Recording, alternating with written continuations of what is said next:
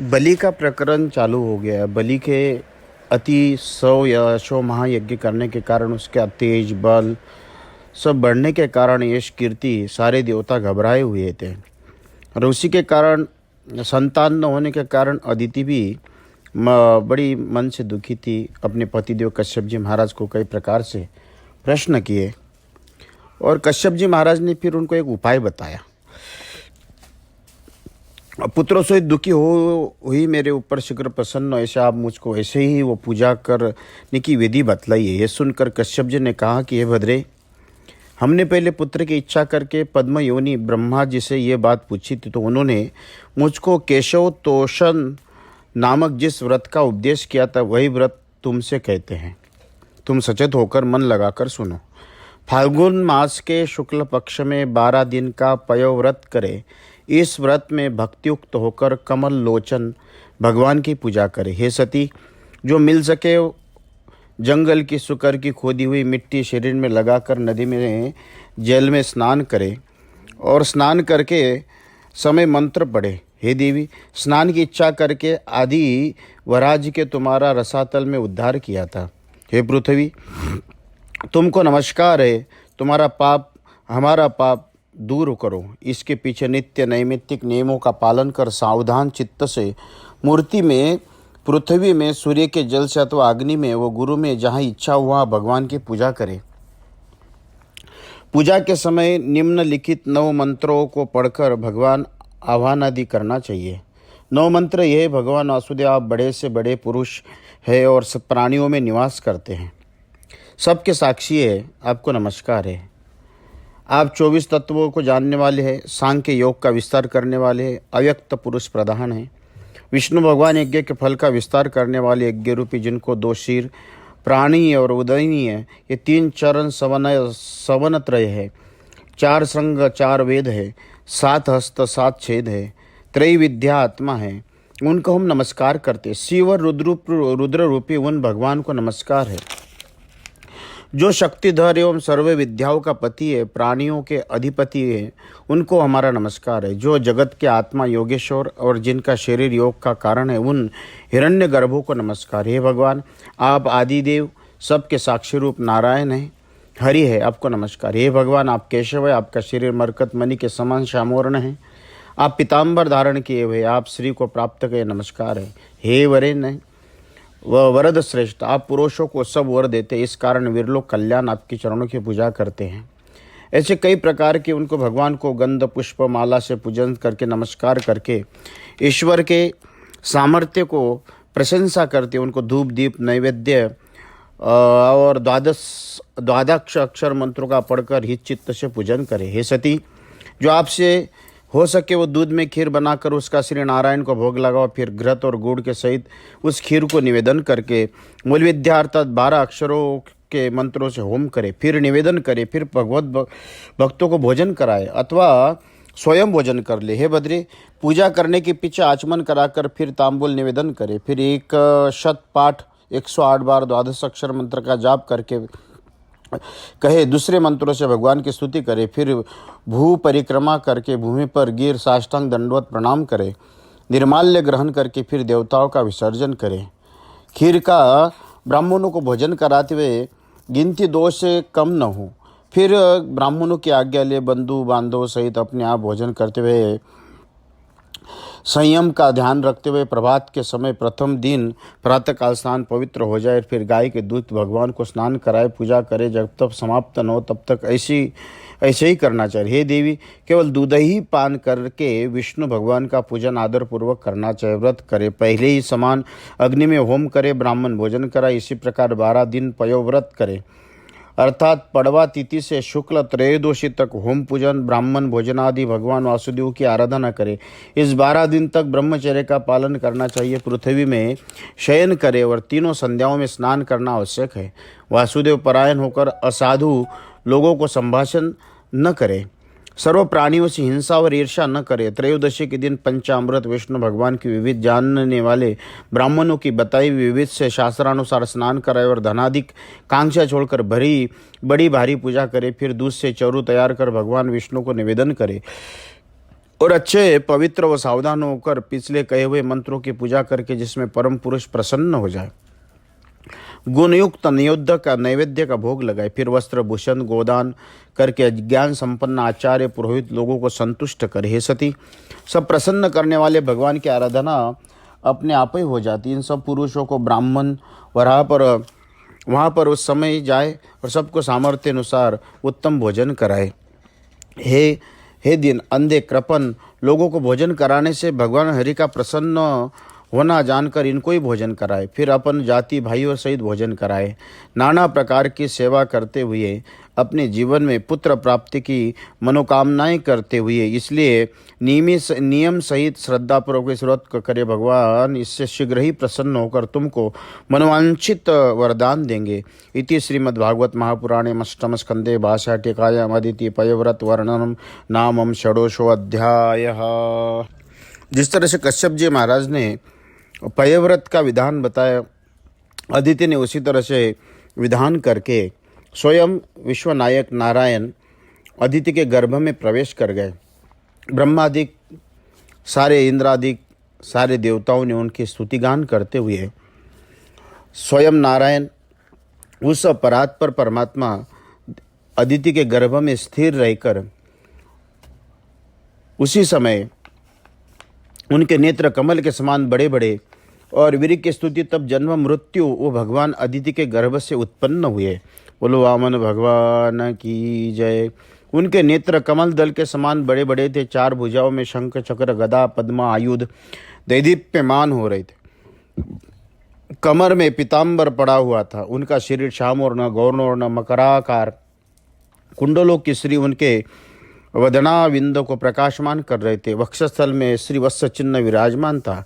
वलय व अंगद सहित उन्हें किरीट और कांचीव मनोहर नूपुर यथास्थान में शोभायमान ही हो रहे थे। और अत्यंत सुंदर वनमाली जो बहुत से भ्रमर गणों को गुंजार से शब्दायमान हो रहे थे, उनसे श्रीमन नारायण विराजमान हो रहे थे। शरीर प्रजापति की कश्यप जी ग्रह के अंधकार को दूर कर रहे थे और उनकी गर्दन में प्रसिद्ध कौस्तुभ मणि पड़ी हुई थी। जैसे ही श्री भगवान इस प्रकार से उत्पन्न हुए, वैसे सब दिशाएं जलाशय निर्मल रूप धारण कर प्रजा हर्षित हुए। समस्त ऋतु अपने अपने गुणों को फल पुष्पादिक शोभायमान हुए।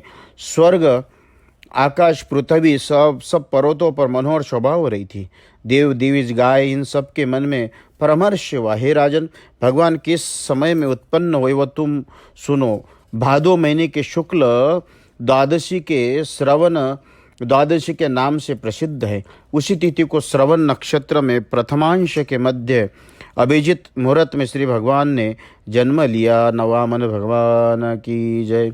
आदि सब नक्षत्र गुरु शुक्रादिक सब ग्रहों ने द्वादशी में भगवान वामन जी ने जन्म लिया। वह प्राचीन कवि लोग कहते हैं कि उस द्वादशी में दिवा भाग में ही श्री नारायण का जन्म हुआ था।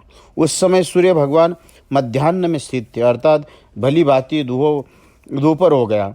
इस द्वादशी का नाम विजया है।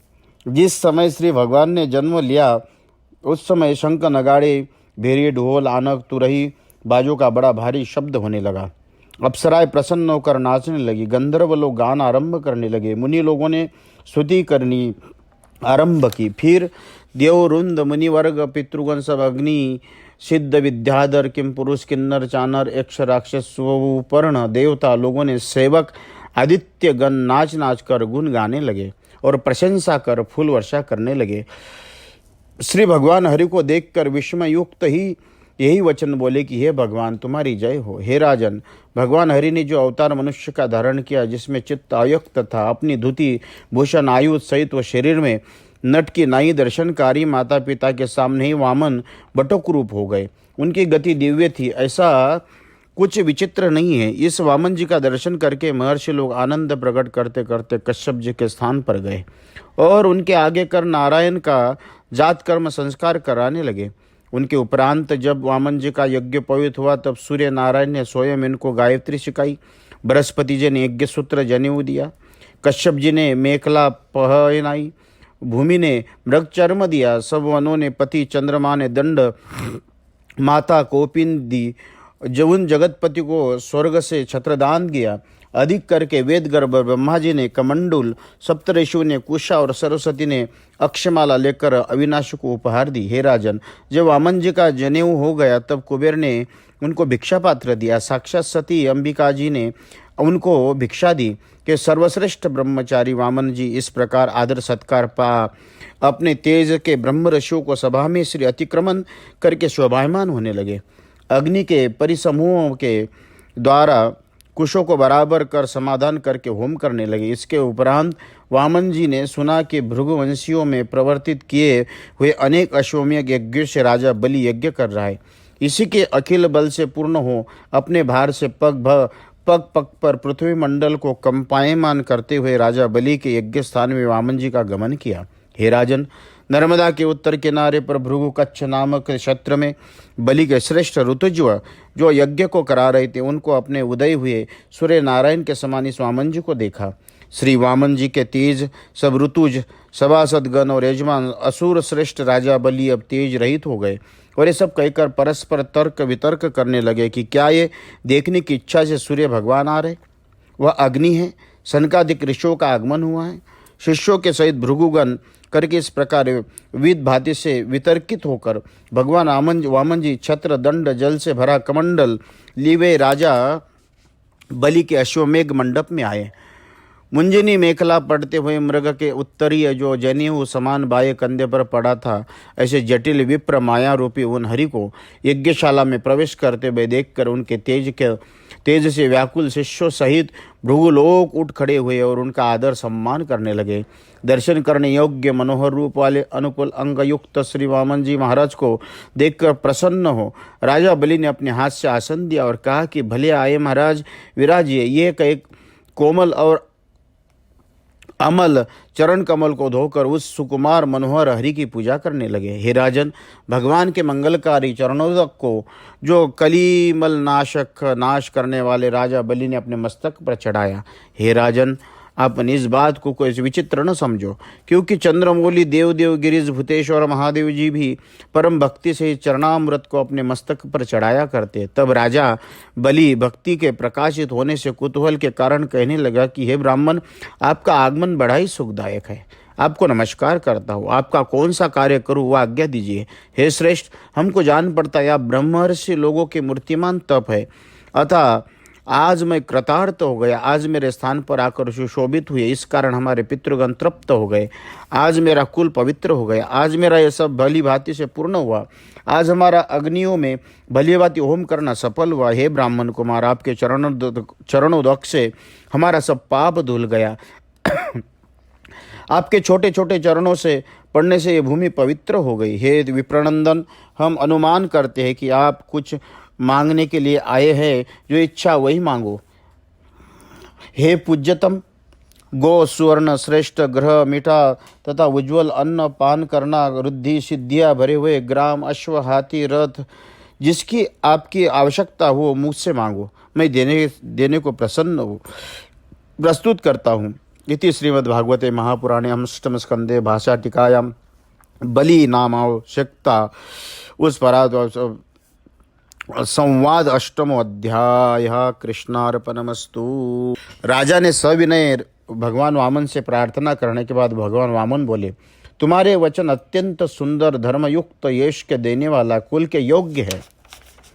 तुम ऐसा क्यों न हो? भृगुगण और कुल को बढ़ाने वाले प्रशांत अपने दादा प्रहलाद जी को तुमने पारलौकिक धर्मों को प्रणाम पाया है।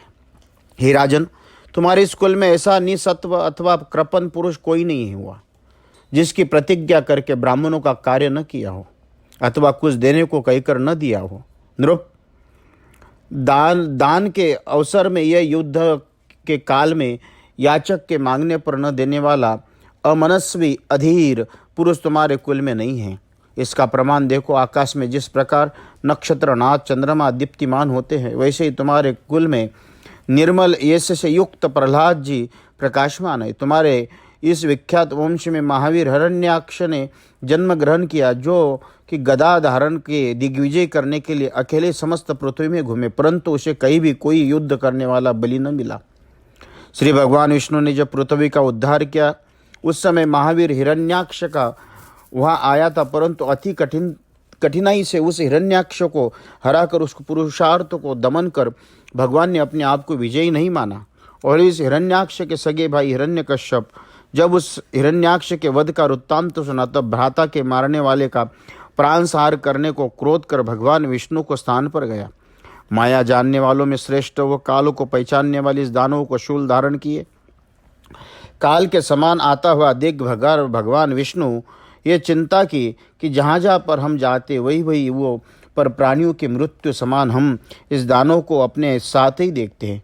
इसी दृष्टि बहिर्भाग में ही है, इसमें हृदय में प्रवेश करता हो। हे राजन, भगवान वासुदेव इस प्रकार विचार करते दौड़ते हुए शत्रु की नासिका के छेद से उनके हृदय में घुस गए, तथापि उनका चित्त विशेष उद्विग्न और श्वास की अग्नि में अंतर्हित हो गए। हे राजा बलि, जब हिरण्यकश्यप ने विष्णु भगवान को न देखा, तब उनके सुने स्थान में घूम घुमाकर सिंहनाद करने लगा और पृथ्वी आकाश स्वर्ग विवर समुद्र सब में उसने खोजे की, परंतु विष्णु भगवान तो कोई अंतर में ही बैठ गए थे, कहीं नहीं दिख पड़े। विष्णु ने न देखकर हिरण्यकश्यप यह कहा कि मैंने सब संसार को ढूंढा, परंतु अपने भाई के मारने वालों को नहीं पता पाया। हमको जान पड़ता है हमारा भातृघाती उस स्थान में चला गया जहाँ से पुरुष फिर नहीं लौटते हैं। हे राजन, देहाभिमानी पुरुषों का मरने तक वैरभाव और अहंकार अभिमान से बढ़ा हुआ क्रोध इसी प्रकार से हुआ करता है, क्योंकि उनकी उत्पत्ति अज्ञान से है। बस अज्ञान की निवृत्ति होने से पहले ही पौरुष का छोड़ना केवल मूर्खता है। इसलिए हिरण्यकश्यप ने अपना शत्रु की खोज नहीं छोड़ी। हे असुरराज, तुम्हारे पिता प्रहलाद नंदन विरोचन ऐसे ब्राह्मण वत्सल थे कि अपनी वैरी जान लेने पर भी मांगने पर द्विज वेशधारी देवता लोगों को उन्होंने अपनी परम आयुष्य दे दी। तुमने भी एक ग्रह में यदि ब्राह्मण और पूर्वज शूरगण उद्यम युक्त यशस्वान महात्माओं के धर्म का आचरण किया। हे राजन, इसलिए इस तुमसे कुछ भूमि की भिक्षा मांगते हैं। हे दैत्येंद्र, इस अपने चरणों की परिमाण की 3 पग पृथ्वी चाहिए।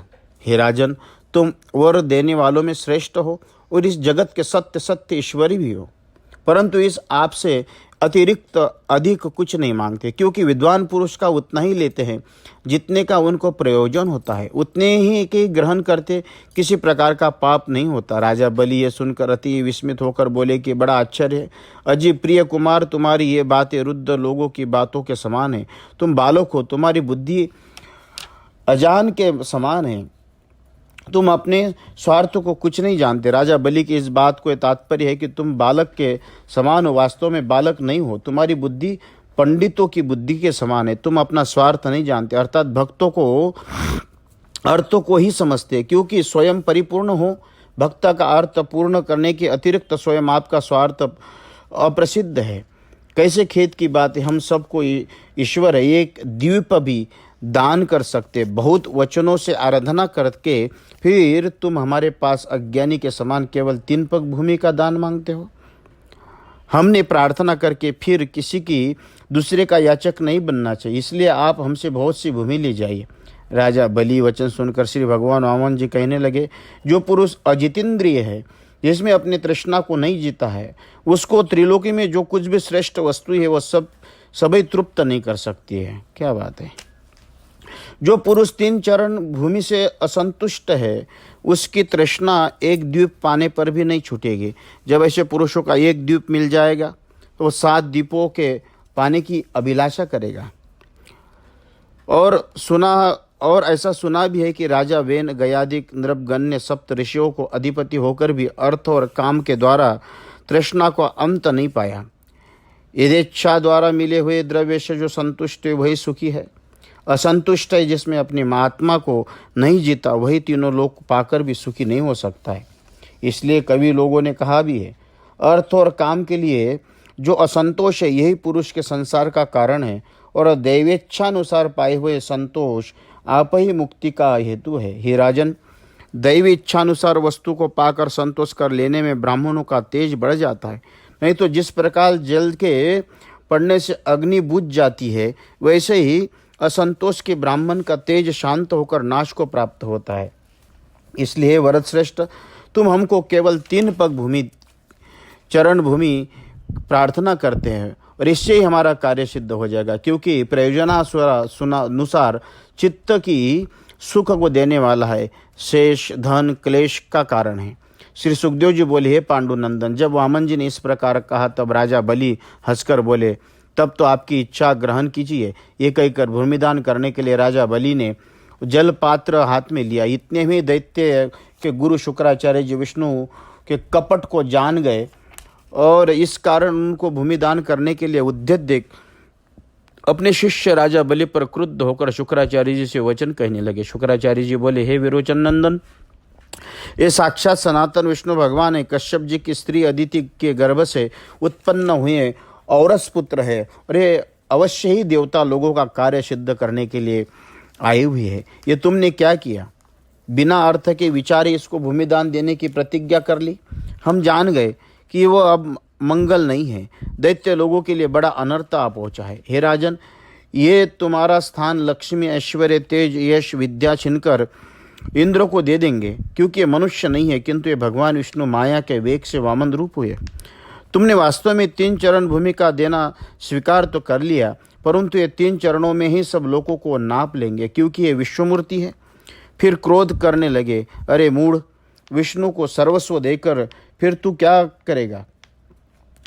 ये एक पैर एक चरण में सब पृथ्वी को नाप लेंगे, दूसरे चरण में स्वर्गों को नाप लेंगे और इसका विशाल शरीर आकाश मंडप में व्याप्त हो जाएगा। फिर 3 चरणों की गति कहाँ से होगी ये तो बता। जब तू वचन देकर फिर न देगा तब हमको जान पड़ता है कि तेरा नरक में वास होगा, क्योंकि तू अपनी प्रतिज्ञा पूर्ण नहीं कर सका। अरे मूढ़, जिसमें अपनी जीविका जाती रहे वह दान प्रशंसा के योग्य नहीं है, क्योंकि संसार में जीविका वाले पुरुष के यहाँ भी यज्ञ दान तप और पुत्रादि कर्म हुआ करते हैं। जो पुरुष धर्म यश अर्थ काम सृजन इन 5 के लिए अपने धन का विभाग कर दिया, वो इस लोक और परलोक में दोनों को सुखी होता है। अरे तू इस विचार को छोड़ दे कि वचन देकर अब किस प्रकार से मिथ्या बोलो। सत्य मिथ्या की व्यवस्था के लिए बहुरुत श्रुति में यह कहा जाता है कि उसको तू हमसे सुन। हाँ बोल, स्वीकार करके जो कहा जाता है उसका नाम सत्य है, और न दो वचन ये मिथ्या है। ये सत्य देह रूप वृक्ष का पुष्प फल है, क्योंकि श्रुति में भी ऐसा ही कहा है। परंतु जब ये देह रूपी वृक्ष जीवित न रहेगा तब ये पुष्प फल कैसे? इसलिए अमृत देह का मूल है, बस अनुत्र से देह की रक्षा होती है। अतएव जिस प्रकार जड़ के उखड़ने से वृक्ष सूख जाता है, शीघ्र ही गिर जाता है, वैसे झूठ के नष्ट होने से देह शीघ्र ही नष्ट हो जाता है और सदा सत्य कहने की देह की यात्रा का निर्वाह होता है, असंभव है। इस प्रकार सत्य के दोष और मिथ्या के गुण तुम हमसे श्रवण करो। हाँ अक्षर जो है ये संपत्ति को दूर ले जाता है और पुरुषों को धन शून्य कर देता है अथवा अपूर्ण किए रहता है, अर्थात याचक की आशंका अंत नहीं है, क्योंकि किसी ने कहा भी है कि याचक कहाँ न मांग ही दाता न क दे ही, इसलिए वो पूर्ण नहीं हो सकता है। बस याचक से हाँ कई स्वीकार कर लेना अच्छा नहीं है, देने से पुरुष न्यून हो जाता है।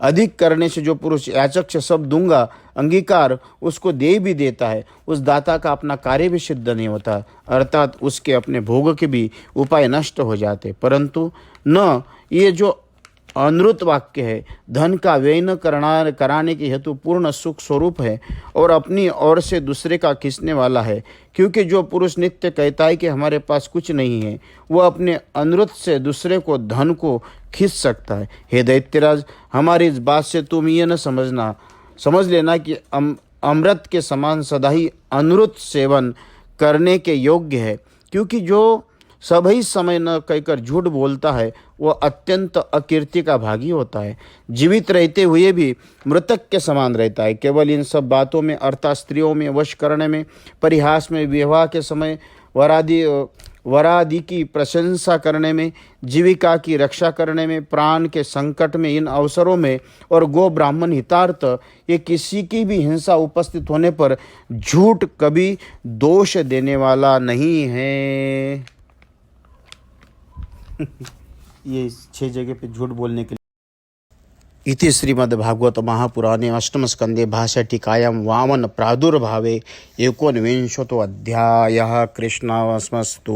देव शुक्राचार्य जी ने इतना समझाने के बाद राजा बलि कहने लगे, हे गुरुदेव, आपने जो कुछ भी कहा आज्ञा की वो सब सत्य है।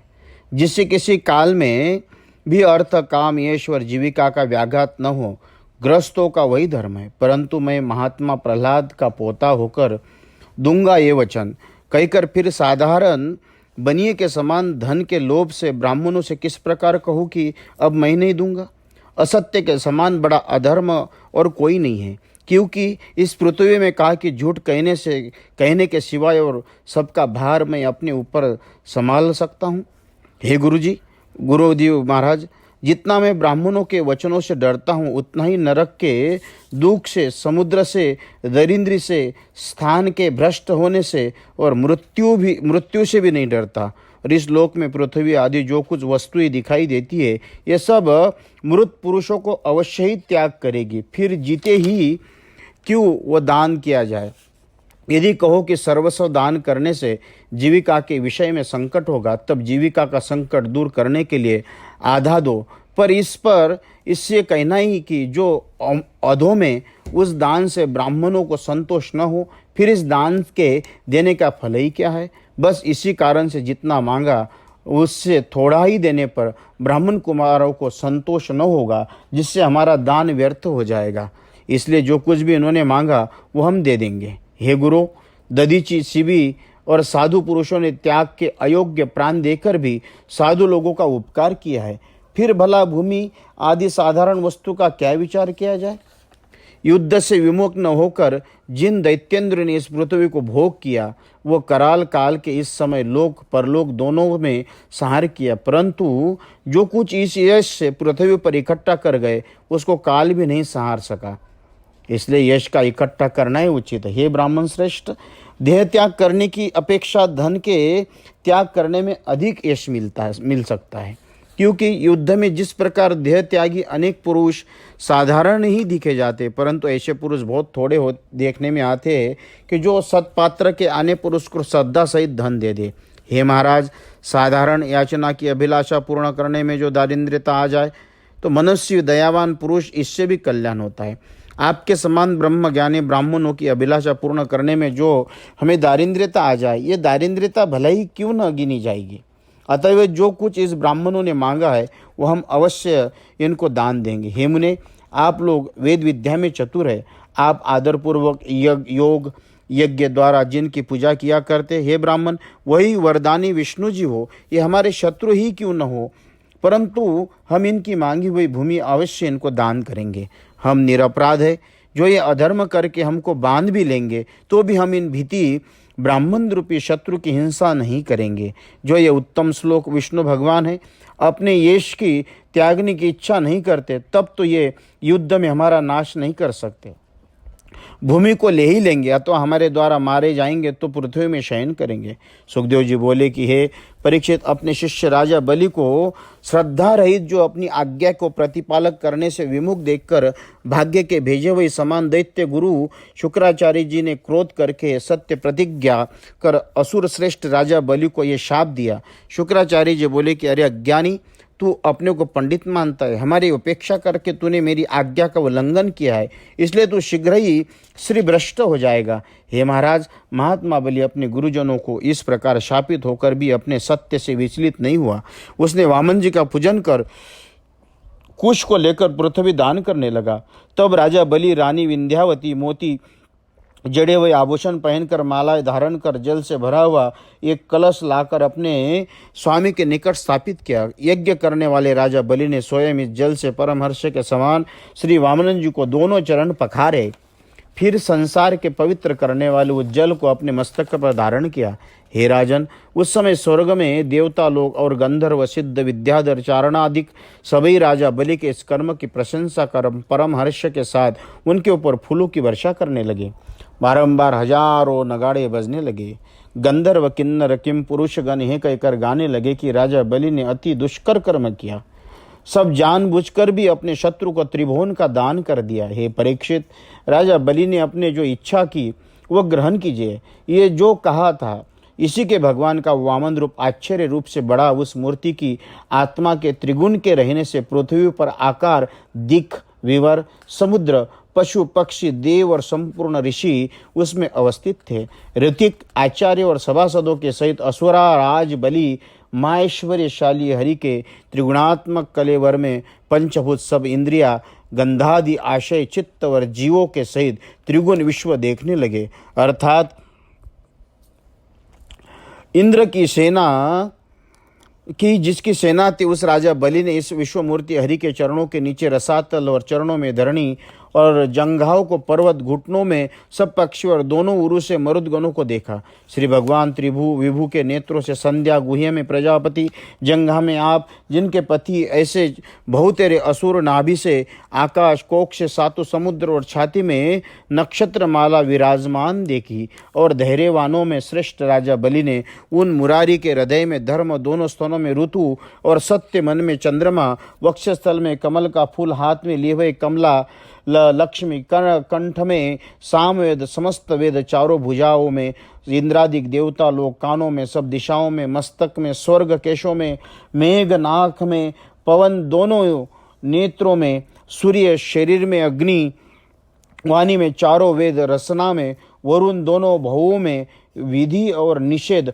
दोनों नेत्रों में, पुलकों में दिन और रात्रि, माथे में क्रोध, अधरों में लोभ, स्पर्श में काम, वीर्य में जल, पीठ में अधर्म, चरण धरने में यह, छाया में मृत्यु, हंसने में माया, सब रोमावलियों में औषधियाँ, सब नाड़ियों में नदियाँ, नखों में शिला, बुद्धि में ब्रह्मा, सब इंद्रियों में देवता, ऋषिगण और गात में स्थावर जंगम सब प्राणी राजा बलि ने देखे। हे राजन, सर्वात्मा वामन जी के शरीर में से इस प्रकार त्रिभुवन को देखकर सारे असुर लोग विस्मय को प्राप्त हुए। परंतु असह्य तेज वाला सुदर्शन चक्र, मेघ के समान गंभीर ध्वनि से मुक्त शार्ग धनुष, बादल के समान शब्दायमान पांचजन्य शंख, कोमादि गदा, विद्याधर नामक शतचंद्र युक्त असी उत्तम सो तर्क सही, जिसमें अक्षय सहायक थे। इस सब के ईश्वर उन ईश्वर को घेर कर सुनंदा आदि बड़े बड़े पार्षदगण लोकपालों से सहित इस विराट स्वरूप रूप की स्तुति करने लगे। और श्री भगवान किरीट बाजुओं, मरकताकार कुंडलों से अलंकृत और रत्नोत्तम श्रीवत्स मेखला और वस्त्रों से शोभित हो भ्रमरगण जिनसे गुंजार कर रहे थे, ऐसी वनमाला से व्याप्त हो अत्यंत दीप्तमान हुए। इसके उपरांत वामनन जी ने एक चरणों में राजा बलि की समस्त भूमि, शरीर से आकाश और दोनों भुजाओं में सब दिशाओं में माप लिया। श्री सुखदेव जी बोली, हे राजन, इस वामन रूपी भगवान ने जब दूसरा चरण धरा, स्वर्ग उनके लिए कुछ थोड़ा सा स्थान हुआ, और परंतु उस तीसरे चरण के लिए कुछ शेष न बचा, इसलिए चरण स्वर्ग के ऊपर गमन करता हुआ महरलोक, जनलोक, तपलोक, ऊपर सत्यलोक जा पहुंचा। इति श्रीमद्भगवते महापुराणे अष्टम स्कंदे भाषाटिकायां भूमिदान विश्वरूप दर्शनम नामो मिशुम तो अध्यायः।